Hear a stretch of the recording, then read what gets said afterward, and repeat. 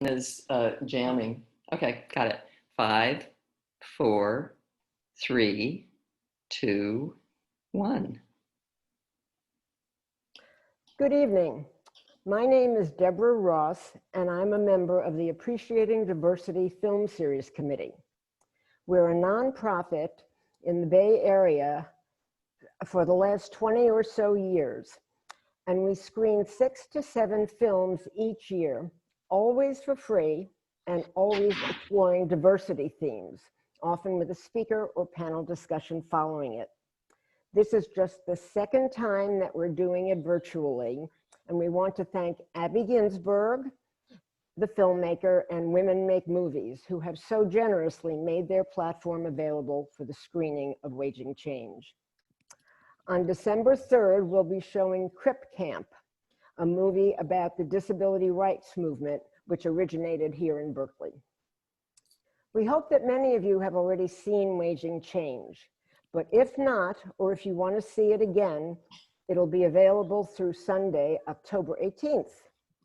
It is a powerful, uplifting documentary about the long shot campaign of Saru Jayaraman and her restaurant worker colleagues to oppose the National Restaurant Association and its lobbyists in order to achieve a livable income for their work and to end the unfair tip-based system of payment. It tells the amazing story of how restaurant and other tipped workers are fighting for workplace and gender justice in the system where many are paid as little as $2.13 an hour and have to depend on tips to make enough to feed their families. Following the discussion, we will answer your questions. Please type them at the Q&A icon, which should be at the bottom of your screen. If you're on an iPad, it may be on the top, actually. And then my colleague and mentor on the committee, Maud Prevere, will be assisting us with reading the questions that you pose in the Q&A. We want to welcome all of you and thank you so much for coming to what I know will be a lively and informative discussion of Abby's inspirational film, Waging Change.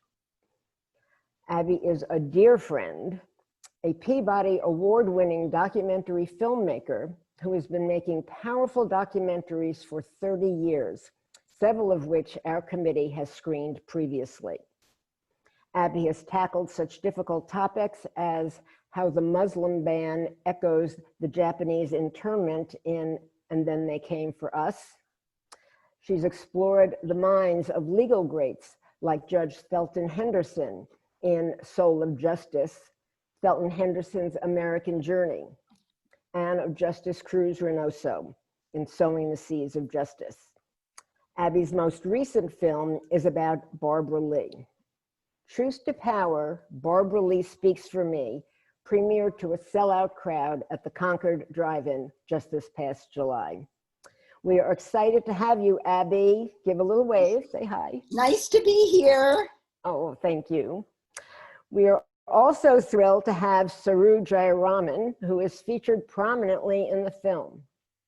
Saru is an attorney, one of the creators of ROC, Restaurant Opportunity Center United, a nonprofit organization created after 9/11 destroyed the World Trade Towers. She is the author, she is the director of Food Labor Research Center, and she is the president of One Fair Wage. And most of all, Saru is a fearless activist for restaurant and other tipped workers and for all low-paid workers in this country. Saru, we're honored to have you. Give a little wave. Great, thanks. Okay, Abby, why don't you get us started and tell us when and why you decided to make Waging Change? I, like many other people, had, an aha moment when I first heard Saru Jayaraman speak. I heard her speak for maybe 10 minutes. And I had the experience that, that warns me that I might have another movie coming down the pipe. So I heard her speak about the tip minimum wage and was stunned, that I didn't know about it, since I think of myself as relatively on top of labor issues, and B, that so I was shocked that I didn't know about it, and then thought, and if I don't know about it, how many other people don't know about it? So I got essentially a bee in my bonnet about wanting to both learn more for myself and then be able to make this story comprehensible to people who never think about things like minimum wage. But it was literally that I was inspired by Saru, as I expect many people in the audience will be tonight. So that was what got me going. Then I had to like prove myself to Saru, who I didn't know. And I had to, get introduced, and we had to meet, and she had to decide if she was going to cooperate with me. But I will say this, once she decided to cooperate with me, I was basically on call. So Saru would call on a Tuesday and say, we're having a big demonstration in Washington. Maybe she'd call Friday. Next Tuesday, we're having a major demonstration in Washington, D.C. I think you're really going to want to be there. Can you make it? I'm like, I don't know, but I'll try. So that was kind of how it went, because one of the things that is amazing, both about Rock in the early days and One Fair Wage now, is that they are able to mobilize large numbers of people, particularly interested tipped workers, to do actions, really back in the day, like of the anti-war movement or the women's movement. I mean, people come out, they go into the streets and things happen. So if you're making a movie about an organization like hers, you kind of have to be there. So that was kind of how the film got made. I got started, I think, in 2015. We finished it in November of 2019, which, between what it took to raise the money and make sure the story was going to be right and so on, that's sort of almost these days in a documentary world, that's almost average, that it takes 4 years to make a movie. However, what I did not see, and what Saru will talk more about tonight, is the impact of the pandemic on the entire restaurant industry, starting with how many workers lost their jobs, how many restaurants were closed, and sort of what's happening with it in that industry to reopen and rebuild. But that all happened after I finished my film. So where I am today is trying to figure out how to do an epilogue to the film that will bring it up to date. So assuming we, air it on PBS sometime in 2021, early 2021, it'll feel like, it was made and the pandemic was taken into account. So I would say that's kind of where we are now. And I am incredibly grateful, to Saru, to the other people in the film, and to everybody who cooperated with me, because this was a film that needed a lot of cooperation, and we got it. So anyway, I'm incredibly glad that I had the opportunity to make this film. This is not the sort of film I normally make, because in many ways it's a film about a subject as opposed to a person. And I often tend to tell I told Barbara Lee and Dalton Henderson, and so here I am. But in the end, my person ends up being Saru Jayaraman. So even though I didn't set out to make that film, you learn a lot about Saru and how she works and how she thinks by watching this film. So Saru, my hat is off to you for our collaboration, and we're going to get through the epilogue. So. Okay, well, perfect segue. Saru, why don't you tell us, so much has happened since Waging Change was made. How has COVID affected your members and the organization? Yeah, and first of all, thank you, Abby, for making the film and for being such a great partner. I kind of have a secret hope that we're just going to keep doing stuff together, because there's a lot more to say. There's going to be a lot more to say, and it's been great working with you. So the pandemic really revealed how the restaurant industry was dysfunctional, and the service sector more broadly was dysfunctional to begin with. I mean, I've been using this metaphor of the pre-existing condition. I know a lot of people are, but we as a nation had a pre-existing condition of severe inequality, severe racial inequality, gender inequality, income inequality. And the restaurant industry was kind of the perfect storm of all of those different inequities. The restaurant industry is such a macrocosm or reflection of everything in our societies, both the beauty and the challenges, and inequalities just baked into the industry and its history in the same way it is in our nation's history. And if you watch the film, you know that prior to the pandemic, we were already talking about the second largest and absolute fastest growing sector of the US economy, having the absolute lowest paying jobs of any industry in the United States. which was already a problem. And clearly during the pandemic, it's revealing itself to be a problem. You can't have so many millions, 13 million people unable to function, unable to consume, because that doesn't just hurt those 13 million people, it hurts all of us. And that fact that you had such a huge industry with low wages was due to this legacy of slavery, literal legacy of slavery, which is this $2.13 wage, what we call a sub-minimum wage for tipped workers. That was a source, prior to the pandemic, was a source of economic insecurity, sexual harassment, and racial inequality for, 7 million women, mostly women. 70% of tipped workers are women in America, long before the pandemic. With the pandemic, about 10 million of the 13.6 million restaurant workers lost their jobs, and about 60% of them were unable to access unemployment insurance because, get this, they were told by so many states that their sub-minimum wage plus tips was too low to meet the minimum threshold to qualify for benefits. So you saw in the movie, hopefully, the fight over Michigan. This was a situation where we collected 400,000 signatures to put it on the ballot, November 2018 ballot, to raise the wage from $3 in Michigan to $12. And the Republicans who control the legislature were so terrified that it would drive working people to the polls that they took it off the ballot and made it law and announced, we're doing this to keep people from voting. We promise to gut this after the election. And they did. We massively mobilized voters in 2018, restaurant worker voters. And, we were very successful in doing that, but they still, during lame duck, before a lot of those people left, reduced the wage back from 12 down to 3. And then a year later, with a pandemic, turned around and told those workers, after reducing their wages back down from 12 to 3, turned around and told those workers, well, sorry, your wages are just too low for you to get benefits. So, all of these states that refused to raise these workers' wages because they were kowtowing to the Restaurant Association, both Democrats and Republicans, turned around and blamed those workers and told them, you can't get benefits. And then even worse, now thousands of those workers are being called back to work for sub-minimum wage, risking their lives for $2 and $3 wages when tips are down 75%.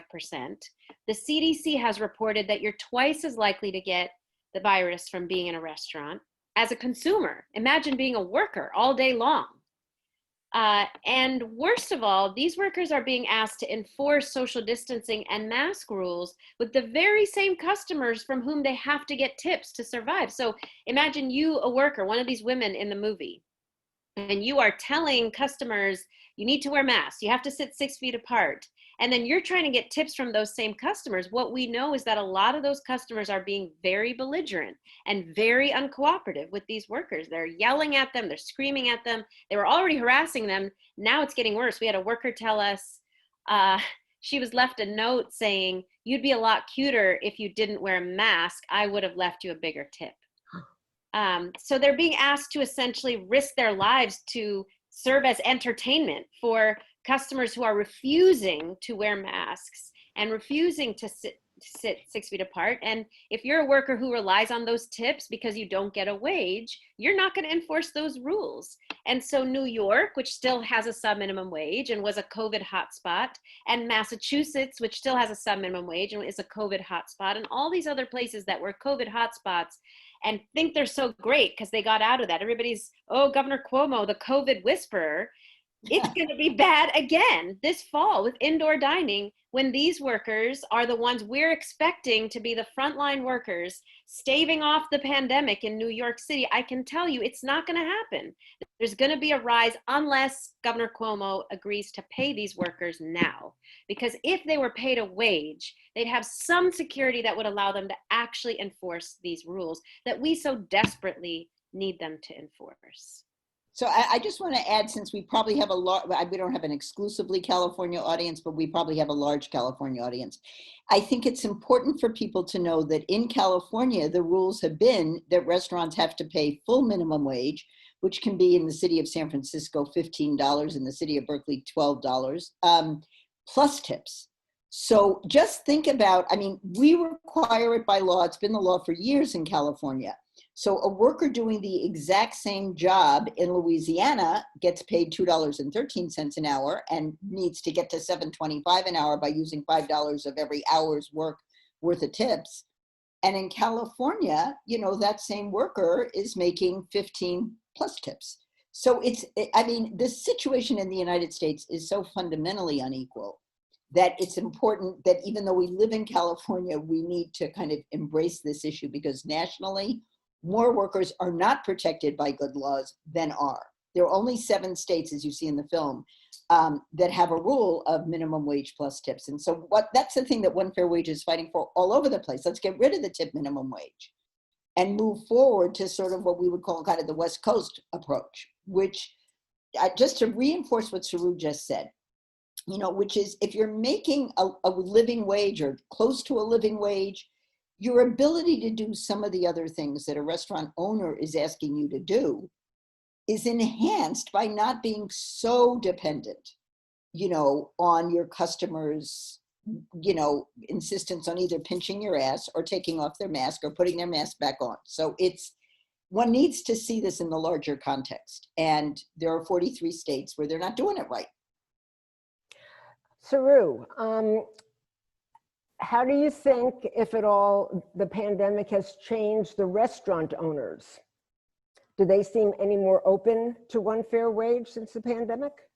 Yeah, it's been an extraordinary shift. You know, first of all, the pandemic did something to the industry. It divided the industry. So we saw, you know, the National Restaurant Association, which is featured in the film, for so long was the primary voice for all employers, chains and independent restaurants. We formed this high road restaurant association. It had about 800 members, but it could never compare to the power and the voice of the National Restaurant Association, which was led by the chains, but the independent restaurants just always followed along. Well, with the pandemic, all restaurants struggled. Obviously, independent restaurants struggled more than chains.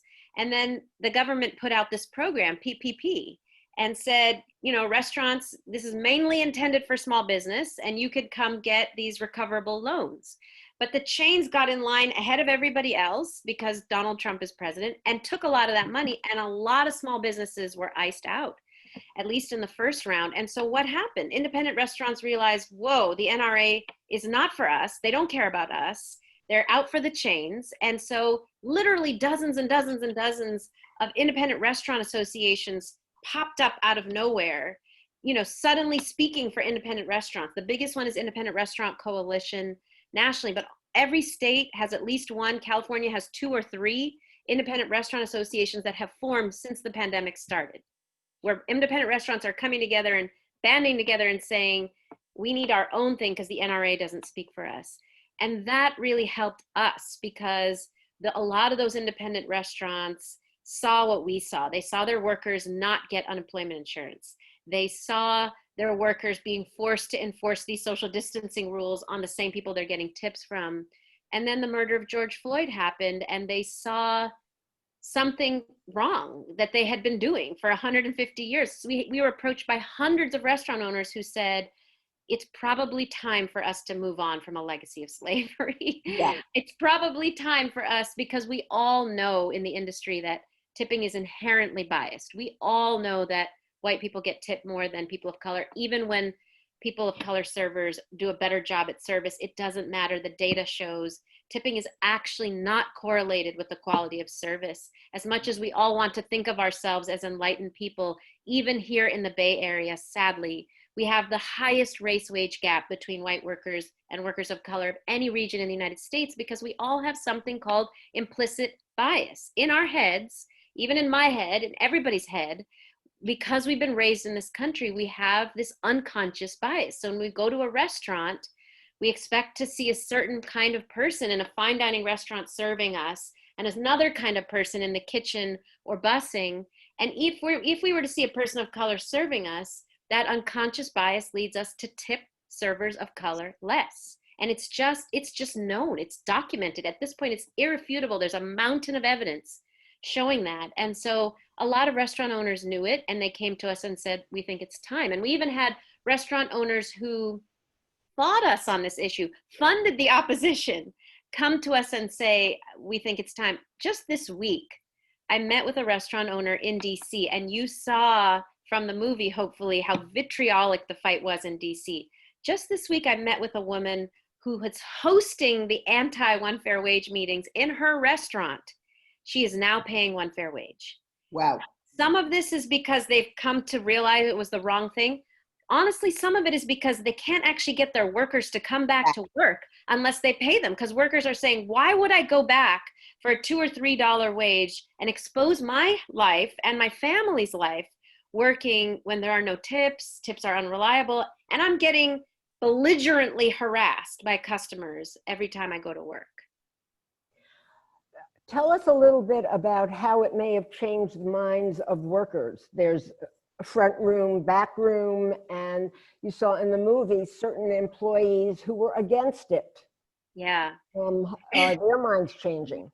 First of all, I want to say employees who are against it were victims of a very intentional, not just disinformation campaign, but campaign of purposeful division. So when the 2016 election happened and Trump was elected, how was he elected? He was elected by running a very successful campaign of fear, hate, and division, of dividing people based on race, by sending what we call dog whistles, especially to white working class people, that their enemy was not the uber wealthy that was taking from them. It was the people of color down the street who were cheating them of whatever. There's so many books about this. I'm sure many of you have read Arlene Hochschild's book, Strangers in Our Own Land, or maybe you've seen the New York Times articles about this thing that emerged from the Trump era called last place aversion. The idea that these working class white people, they didn't have much, but the one thing they had was that they were better off than the people of color. And so they didn't want people of color to be uplifted, because it would mean that they'd then be on the same level and they'd be in last place with everybody else, but they'd be in last place. And so it's this idea, I will give up my own wage and benefit increases to make sure somebody's below me, because I have such an aversion to being in the last place. Because this country has been built on, since slavery, having a hierarchy or a caste system. I'm sure, hopefully some of you have read Isabel Wilkerson's new book on caste. But our nation has been built on a caste system. You've got the Black people, the Irish people, there always are hierarchies. And it's been built on, I am here in this hierarchy and I need to maintain myself in that hierarchy, rather than there being this idea of working class solidarity and all boats can rise. And so the Restaurant Association saw that very successful effort of Trump to divide us, and hired the communications firm that worked on the Trump campaign to do the exact same thing in the restaurant industry, which is to divide restaurant workers by race, and to tell the white workers, you're going to lose out. Your tips are going to go away. It's going to be bad for you if all of these wages go up. Even though it was based on complete lies and misinformation. We live in California. I think everybody here tips probably really well, I'm going to guess, because actually California has the higher tipping average than most other states. San Francisco has the highest tipping average of any city in the United States of America. And we've had the same wage, as Abby said, for decades, with tips on top. So the idea that paying a worker would make their tips go away was complete lies. But the fear factor, your tips are going to go away, and these Black women who work in Denny's and IHOP, they're going to come up closer to you. That really worked. And so what happened with the pandemic is that all of those workers, white, Black, brown, everybody was screwed. Nobody could get tips. Their industry shut down. 60% of people couldn't get unemployment insurance, regardless of race, regardless of where they worked. And there was this realization that whether I'm making a lot of money in tips or little, tips are unreliable. They are not a wage that the government sees as a legitimate income to then give me benefits based on. And that was a slap in the face and this light bulb above so many workers who have changed their minds, and like the employers, have come together and said, we need a wage. And so that has resulted in New York and Massachusetts and DC in these unity deals that have come from the pandemic, where hundreds of workers and hundreds of employers have come together and gone to Governor Cuomo together in New York and said, we need one fair wage, or they're going to the Massachusetts state legislature to say we need one fair wage. It's a beautiful moment. I think the hardest part about it, that will also be the hardest part, that we're going to have to see how it turns out in 2 weeks with this election, is people have a hard time admitting they were wrong. And so whether it was voting for Trump or saying that they opposed one fair wage. And so somehow we have to, I'm in the very challenging position of trying to bring people together to something they believe in while never saying you were wrong. Never in any way indicating you made a mistake, but rather saying the pandemic revealed, that we were all in this together and now we need to move in a different direction. Can I add one? I just occurred to me when Saru was talking, there's one more book that I think people should be aware of. And I just found it, it's several years ago. It's called Dog Whistle Politics: How Coded Racial Appeals Have Reinvented Racism and Wrecked the Middle Class. But all you need to remember is it's got Dog Whistle Politics in the title. It's by Ian Haney Lopez, who teaches at UC Berkeley Law School. And it's very good. It sort of reinforces all the things that Saru just mentioned about how did we get here? And part of how we've gotten here is that the dog whistles have gotten louder. So it's for, if people don't know this book, I strongly recommend it. Okay, Saru, I also wanted to ask you, what happened to so many restaurant workers who didn't qualify for unemployment? Did they qualify for any funds? It's not what happened, it's what's happening. Like Yes. right now, I mean, every day we are hearing reports of more and more restaurant workers going homeless, being evicted from their homes, having to move from state to state because they can no longer afford to live where they were living, not able to pay bills. I mean, we started an emergency fund for these workers in March. 220,000 workers applied. We raised 23 million, but that went in a second. We've only been able to fund about 35,000 of the 220,000 people who applied to us for relief. And when the relief fund started, a lot of the workers were saying, thank you, I'm now going to be able to buy groceries for my kids. And now 6 months later, they're telling us, we're stealing food for our children. We don't have money for gas to get to the food bank. We don't know how much longer we can be in touch with you, because if we're not homeless, we can't pay electricity bills. I think one thing people are not thinking about is what is going to happen. All of these states where if you don't have heat, you die. What happens when people cannot pay their heating bills? They will not be able to pay their heating bills this winter. I don't think people are thinking about the extreme severity of this crisis or the scale. You're talking about 10 million people on the verge of homelessness. Yes, or homeless. And the stimulus bill, which still they haven't reached this agreement on the stimulus bill. Mm-hmm. Even if they did, they are talking about maybe we'll do the $600, but forget funding for cities and states. Well, if cities go bankrupt, who's going to be covering the shelters to cover all these homeless people? Who's going to provide the services for all these homeless people? I mean, the level of crisis is so big. It's not just the workers, it's the whole system is going to collapse, because these workers, I don't think, again, it's just such short-sightedness, even by the restaurant industry itself. Who do you think is going to keep your industry alive when 1/10 of the working population can't afford their rent, let alone eating out in a restaurant? Who's going to consume in restaurants if 1/10 of the population is homeless? What can consumers do to support one fair wage? Well, there's 3 things. One is we've created a program here in California with Governor Newsom and in other states with other mayors and governors called High Road Kitchens, providing cash grants to keep restaurants who are committed to increased equity and wages alive. You can go to highroadkitchens.com and support those restaurants. You can also tell other employers, I really want to keep you alive. You should look at this program. You should commit to these principles. So highroadkitchens.com.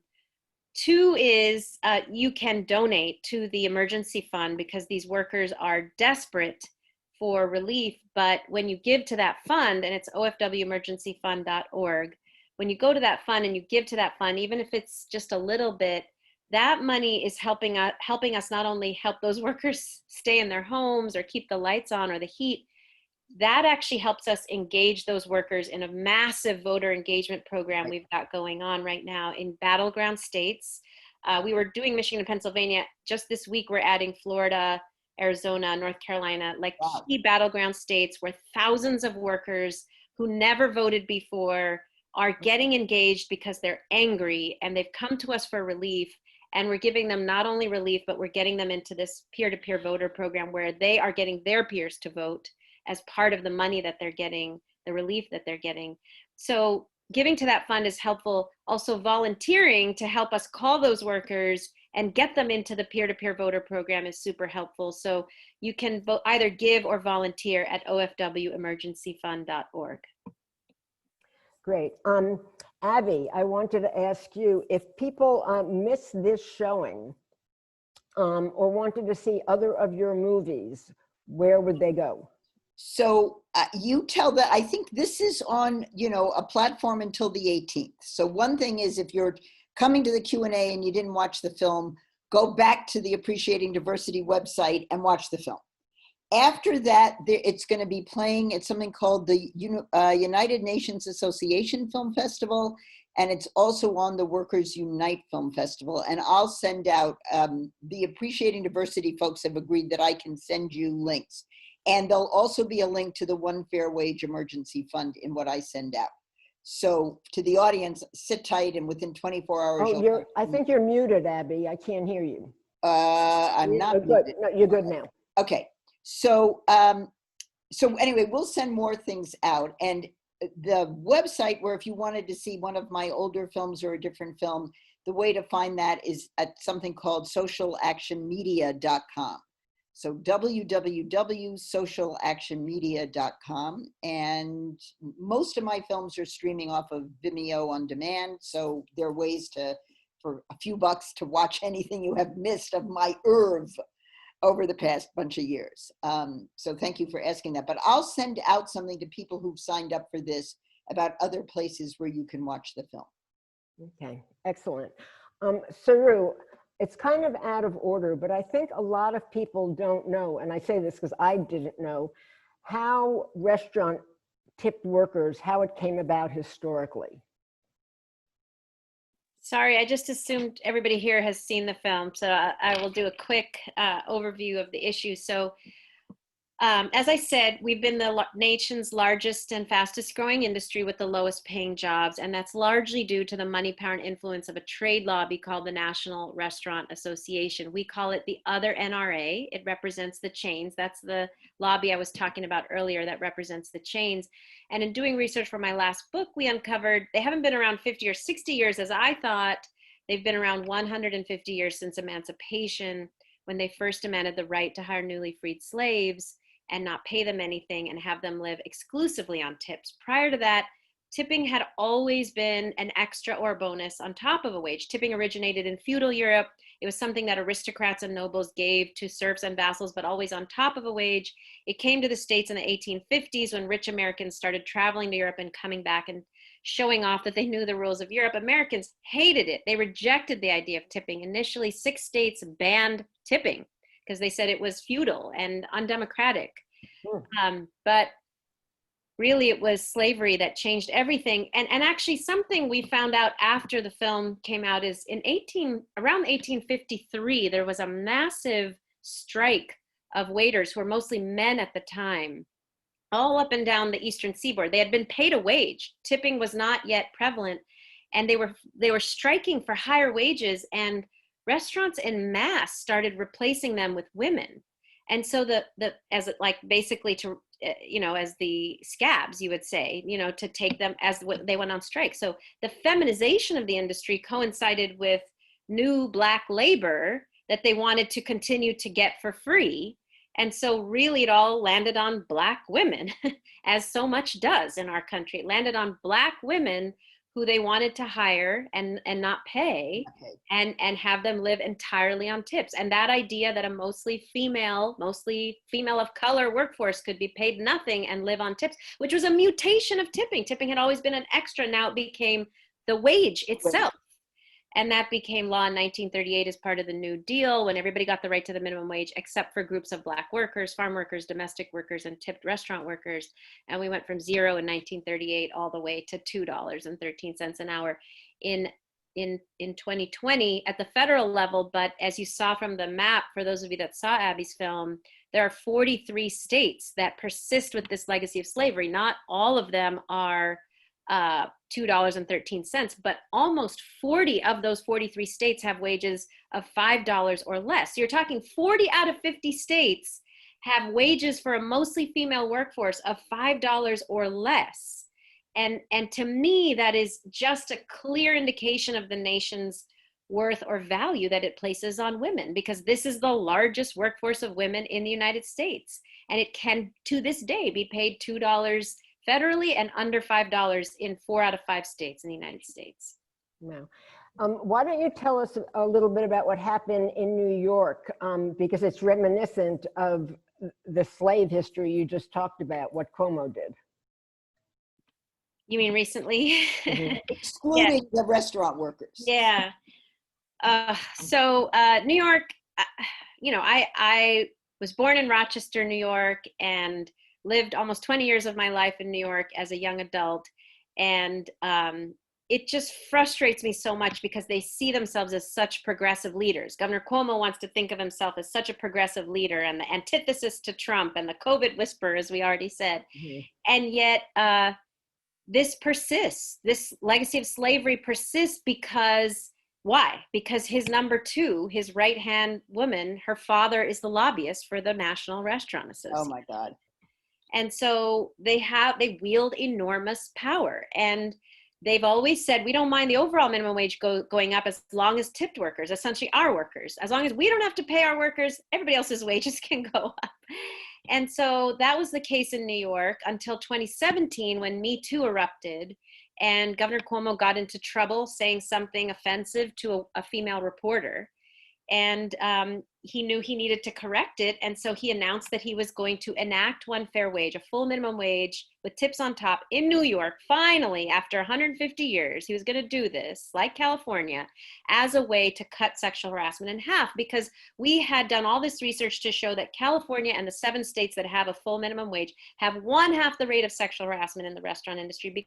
Because when you pay a woman a full wage, it turns out she doesn't have to put up with all the harassment from customers. She can count on a wage from her boss, like every other worker in every other industry. Abby caught a really fabulous moment of AOC in New York saying it really beautifully. She said, as a tipped worker in New York, maybe on the first of the month, you'll slap that guy's hand away if he tries to grab you. But by the 15th of the month, when you start to think about the rent, you're going to put up with that harassment because that's who pays your rent. Well, in California, you get a wage all month long. So you can pay your bills and you don't have to put up with the guy grabbing you any time of the month, the 1st of the month or the 15th of the month. So we proved that you can cut harassment by paying your workers. And he took that up and said, okay, I'm going to move to one fair wage. Held a series of hearings. 2 years later, that was December 2017. 2 years later, December 2019, he finally says, okay, I'm going to do it. And he enacts one fair wage, a full minimum wage with tips on top for all tipped workers in New York State, except restaurant workers, car wash workers, nail salon workers, airport attendants, wheelchair attendants. Everybody else who got tips and a sub-minimum wage was told, fine, you get a full minimum wage. But the largest industry was left out because of the power of the Restaurant Association. And that happened when? December 2019, 3 months before the pandemic shut down the industry and devastated these very same workers. And so the workers who were left out of a full wage when they were applying for unemployment insurance was the largest industry, the ones serving your food, and the largest industry of women. So again and again and again, it comes back to, because this is women and because it's disproportionately women of color, if we're all white men, I just don't think we'd have a $2 wage today.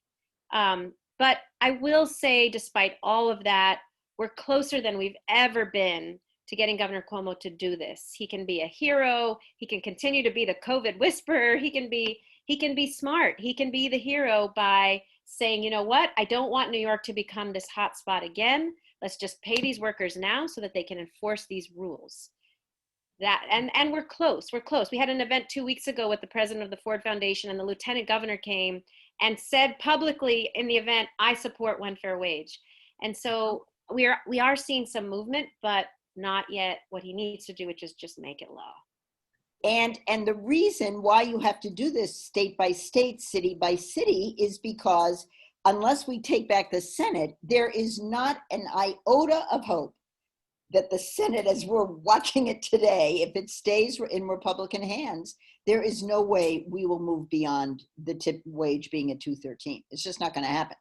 So to one of the even if the Senate flips, Yeah, you know, unfortunately, yeah, because Democrats have given away these women as the compromise. You know, for every time the minimum wage has gone up, it's been Democrats leading the fight. Kudos to Democrats for raising the minimum wage, not kudos to Democrats for leaving out the tipped workers every single time the minimum wage has gone up.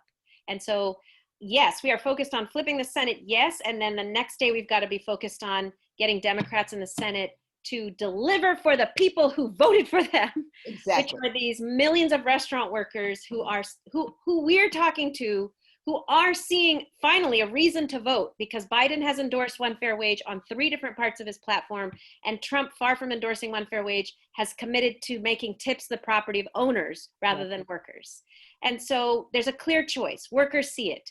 But if we don't deliver for those workers, even if you don't care anything about these workers or this industry, if you care about our democracy, these workers will not vote again. And they are, again, 1/10 of American workforce. They will not vote again if we don't do something. Yes, if they vote and then we turn around and say, okay, you know, thanks for voting. That's all we needed from you. Goodbye. Mm-hmm.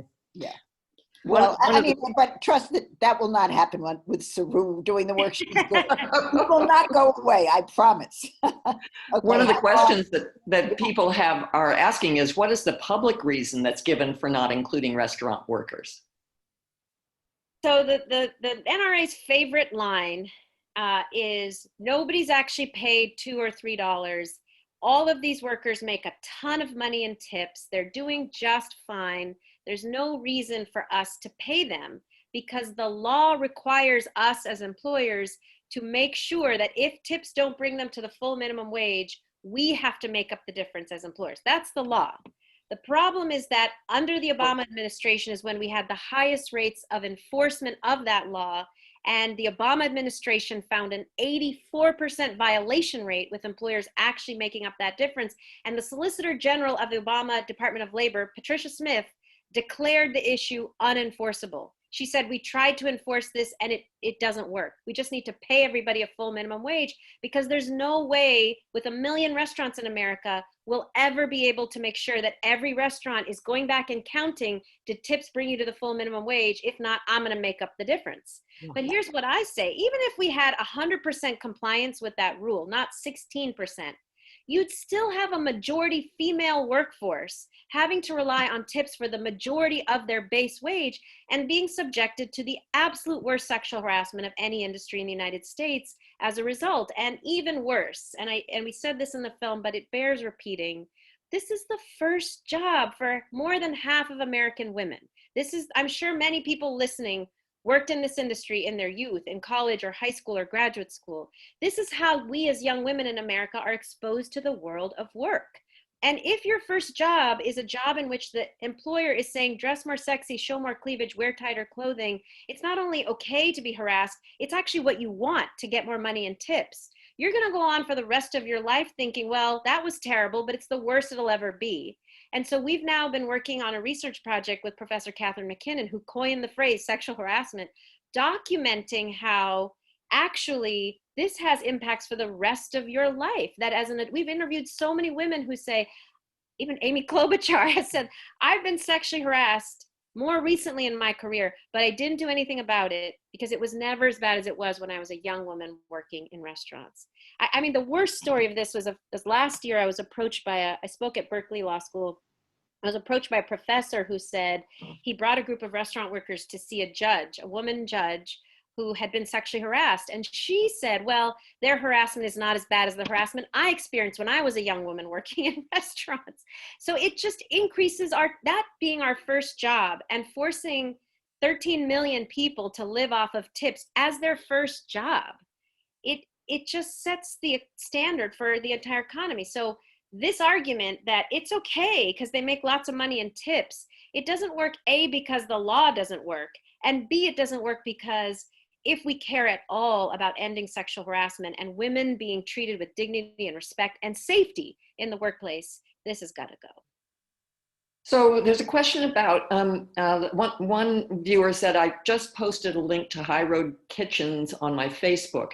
How great to get all these workers involved in the election. What are other ways that we can publicize this issue? You can watch the film, tell people to see the film. You can read my books and get people to read the books. It's Behind the Kitchen Door was my first book, and Forked, A New Standard for American Dining is the second book. You can spread the information that we post on social media, One Fair Wage and One Fair Wage Action. But I think the most helpful thing you can do is go to Fight Don't Starve. FightDon'tStarve.com, and tell everybody you know to go there and sign the petition, which if you go there, it helps us tell legislators that America's done with this sub-minimum wage. Workers need to be paid a full minimum wage with tips on top. So someone wants to know, do you have any plans to run for office? We hope the answer is yes. No. Listen, she's such a troublemaker where she is. You just need to be sullied by what you have to do and the compromises you have to make if you're running for office. Forget it. We need her where she is. I'm supporting lots of candidates, including lots of former restaurant workers, and developing their leadership. And I need to be on the outside fighting for change, because here's the thing.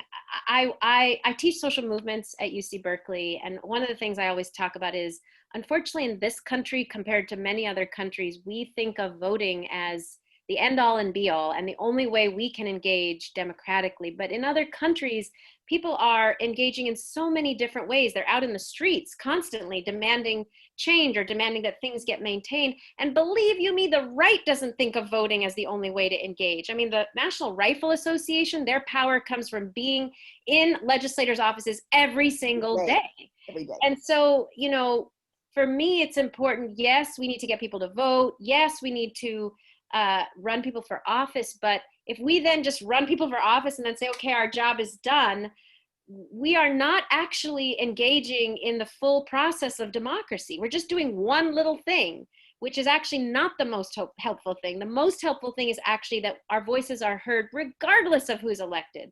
And so, yes, I will say probably most people on this call, and I hope that Biden and Harris win as opposed to Trump, but that's not because I then think everything's going to be solved. Right. It's because I'm trying to choose, who do I want to fight with to win?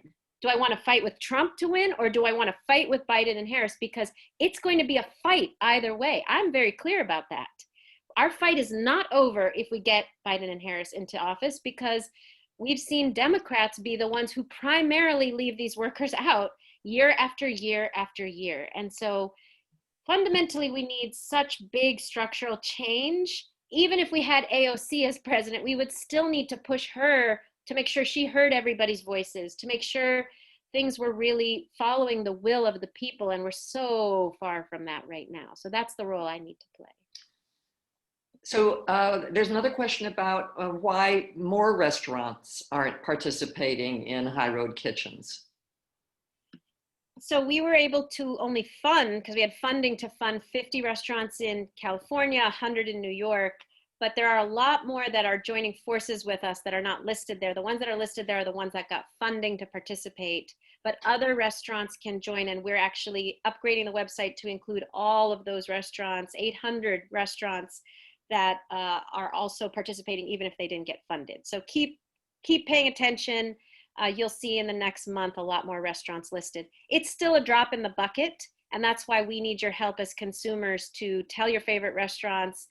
I love eating here. I want to keep ordering from here, but I want to see you be part of this list of employers who are doing the right thing. So there's a question about who the tipped workers are besides restaurant workers. You mentioned nail salons and a few others, but do you have a more complete list? Yes, because we've actually grown our coalition since the film ended, and that maybe is part of the epilogue that Abby was talking about. So because we realized that we need to end all sub-minimum wages in the United States. So tipped workers are restaurant, nail salon, car wash, hair salon, airport attendants, parking attendant. Airport attendants are the people who move your wheelchairs. Wheelchair, If you yeah. go to Houston or St. Louis or DC, they're paid $2 or $3 an hour. Right. You know, parking attendants, massage therapists. So these are all, we call them personal service workers. They all get a sub-minimum wage and they live on tips. Increasingly though, one of the biggest tip sectors is of course the gig economy. Uber Eats, DoorDash, Instacart, and these companies have attempted to copy or emulate what the restaurant industry did by taking from their workers tips. So they're essentially cutting their delivery workers payments based on how much you get tipped. And I am going to make a plea and a plug. Please vote no on Proposition 22. Please vote no on Proposition 22. You are going to see we're already seeing so much. They've put $750 million into telling us that this is something that independent contractors want. Yeah, the Uber workers and they all want this. They want to be treated as independent contractors. What this proposition will do is basically codify the sub-minimum wage for gig workers that already exists for restaurant workers in other states. Please vote no on Proposition 22. Do you know, I just heard they formed PACs in LA called Feel the Burn for Prop 22 and Progressive Black People for Prop 22. They formed these fake PACs to make people think that Bernie Sanders and progressive Black Lives Matter somehow supports Prop 22. This is all false propaganda. Vote no on 22. But that's another example of the growth of the tipping economy.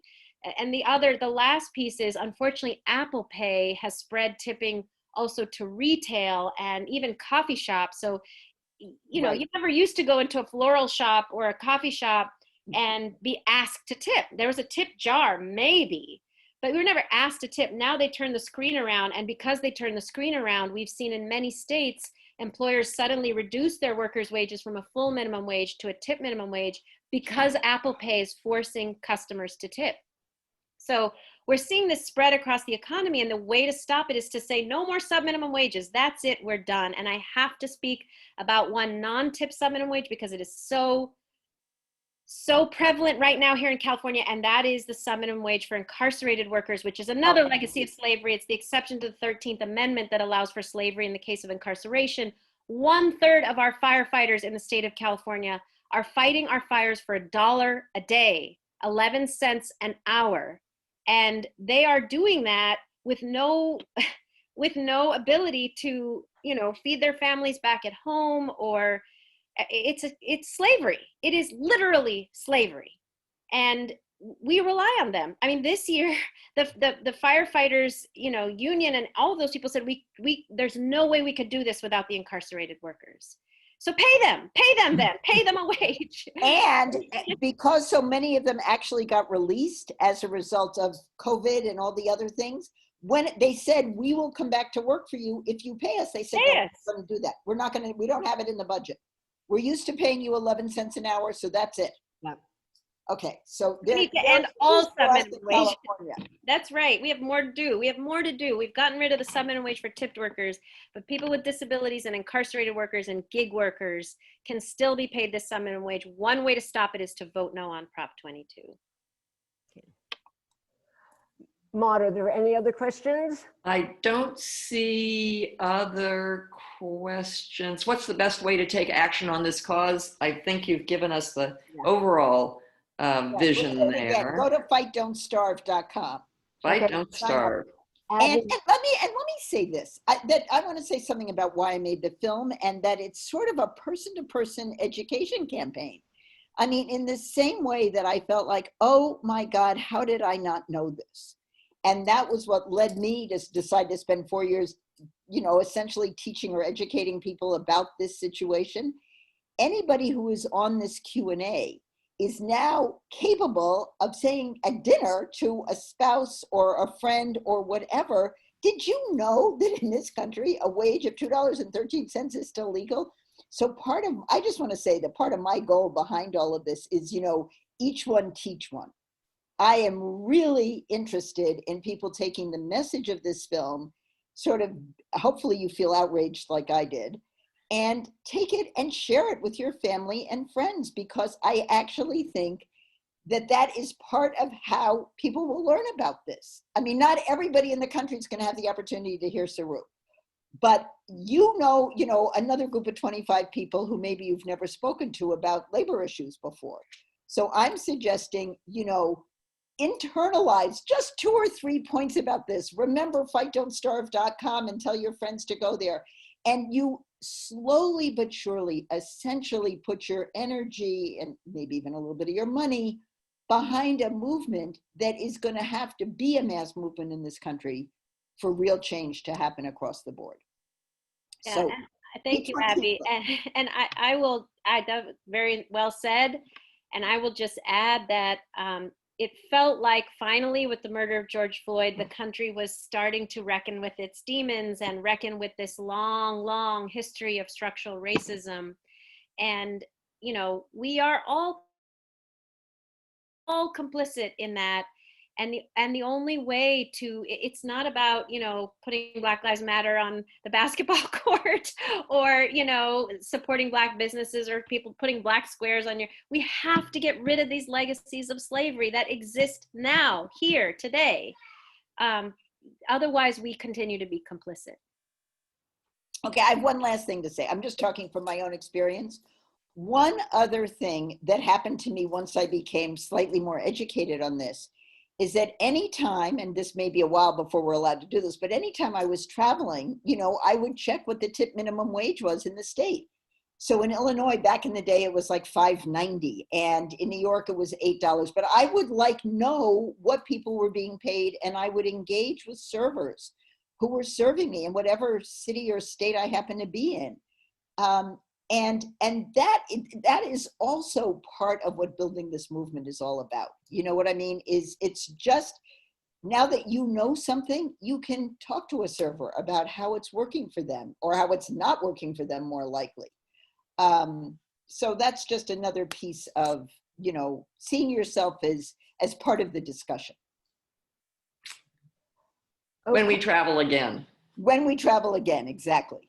yes. Before we go, I just wanted to mention that this discussion and Q&A is being recorded. So if people haven't seen it and want to, you'll get a follow-up email about that.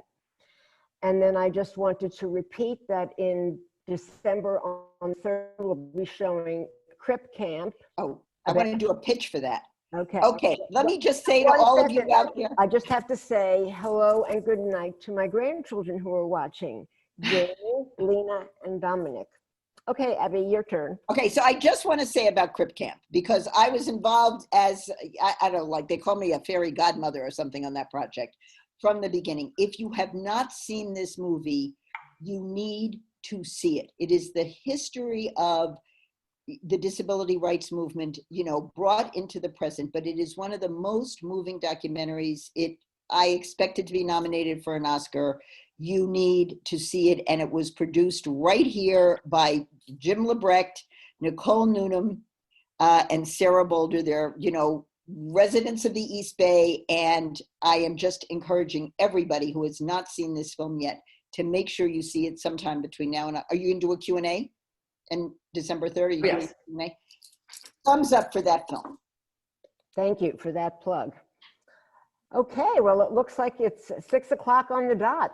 So we have to thank Abby and Saru so much for being with us. I can't tell you how much difference it makes for us to get a chance to have this follow-up with you since so much has changed. Thank you, Yes. thank you, thank you. We'll post all of the suggestions that you made on our website, www.diversityfilmseries.org, and you'll also get a follow-up email with links. Thank you so much for being here. Thank you for having us. It was a pleasure. Thanks a lot. Bye. Thank you.